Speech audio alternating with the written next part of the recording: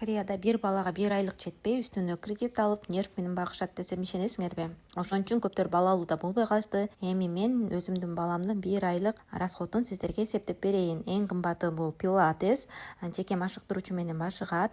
1 айда 8 жолу машыгат, 416 000 вон болот. Fly yoga 160 000 вон, бул дагы 1 айда 8 жолу машыгат. Анан математика курсу 176 000 вон.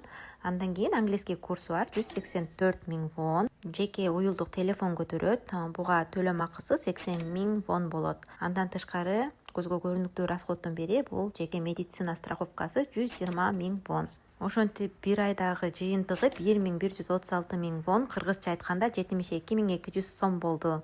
Ал эми күнүмдүк таттуулар, кийим-кече, оюнчуктар, оюн зоокторду кошсом өзүм шок болчу даймын, ошон үчүн анын баарын эсептеген жокмун. Ал эми Кореядагы орточо айлыкты айта кетсем 2,96 270 000 вон, бул 2025 жылга тиешелүү айлык акысы өкмөт өлчөп берген.